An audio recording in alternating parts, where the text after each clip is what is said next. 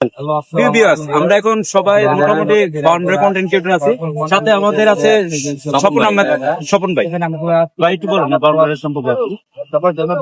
ব্রাহ্মণবাড়িয়া সম্পর্কে কি বলবো, সেটা হচ্ছে যেহেতু ব্রাহ্মণবাড়িয়াতে রনি ভাই আছে, সেই জন্য ব্রাহ্মণবাড়িয়াকে আমার দ্বিতীয় বাড়ি মনে করি আর কি। তো ব্রাহ্মণবাড়িয়া আমার নিজেরই সবসময় মনে করি আর কি। আর পড়ালেখা আমি ব্রাহ্মণবাড়িয়া করতেছি, পরীক্ষা দেওয়ার জন্য রেগুলার আমার যাওয়া পড়ে ওইদিকে আর কি। আচ্ছা আচ্ছা।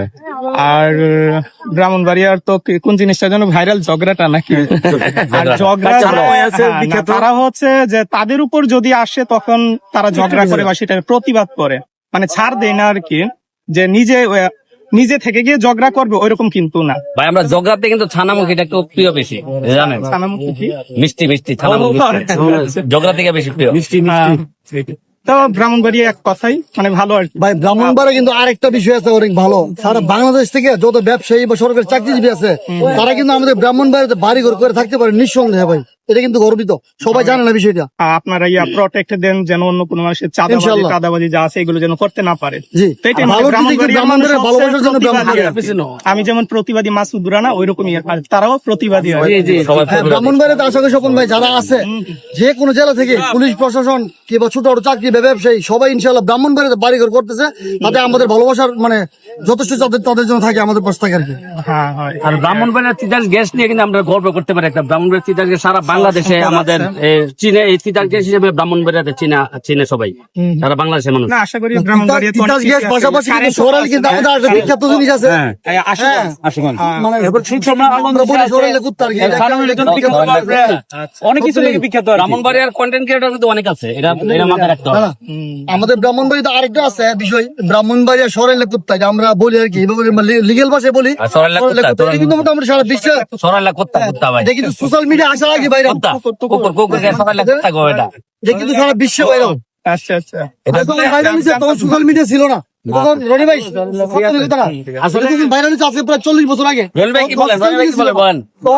শুনতেছি স্বপন যেহেতু বলতেছে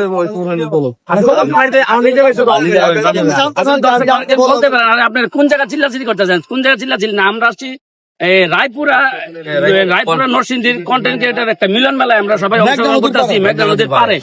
এইখানে আমরা কিছু লোক ব্রাহ্মণবাড়িতে ইনভাইটে আসছি, এই জন্য আমরা রায়পুরা শহর এলাকাতে ঘুরতে আসছে। অনেক ভালো লাগতেছে, রায়পুরা মানুষ অনেক কমাই আমরা দেখলাম আসার পর অনেক কথা বলে আমাদের সাথে মিশুক। তো আমরা এখন কথা বলতেছি রায়পুরা কন্টেন্ট ক্রিয়েটর মিলন মেলায়। আমরা ইনশাল্লাহ সামনে যে ব্রাহ্মণবাড়িয়া কন্টেন্ট ক্রিয়েটর রনি ভাই জানে আমরা একটা গ্রুপ আছি, আশা করি ওনাদের কাছ থেকে আমরা শিক্ষা নেওয়া একটা উচিত। আমরা সামনে ইনশাল্লাহ একটা এমন একটা আয়োজন করতে ইচ্ছুক এবং আমরা করতে চেষ্টা করবো যদি সবাই চাই ইনশাল্লাহ আমাদের ব্রাহ্মণবাড়িয়া। আমি হেদায়েতুল্লাহ, আমি কথাই বলবো, আমাদের রনি ভাই আছে, স্বপন আহমেদ ভাইকে যেন ব্রাহ্মণবাড়িয়াতে, উনি তো সারা বাংলাদেশ না সারা বিশ্ব পরিচিত স্বপন আহমেদ ভাইয়ের, ওনাকে নিয়ে যেন ব্রাহ্মণবাড়িয়াতে নতুন একটা অনুষ্ঠান করে এবং বড় ধরনের কিছু করা হয়, এটা রনি ভাই অনুরোধ করবো। আর এই যে আমার বন্ধু আশিক, কিন্তু অনেক আশিক বলো তুমি কিছু আমাদের কন্টেন্ট ক্রিয়েটর মিলন মেলা হবে কি ব্রাহ্মণবাড়িতে যদি তুমি চাও? না, আজকে রায়পুরা কন্টেন্ট ক্রিয়েটর মিলন মেলায় আসে অনেক ভালো লাগছে। তো এইভাবে আমরা ব্রাহ্মণবাড়িয়া কন্টেন্ট ক্রিয়েটর মিলন মেলায় একটা সুন্দর ব্যাপক আকারে ইনশাআল্লাহ করবো।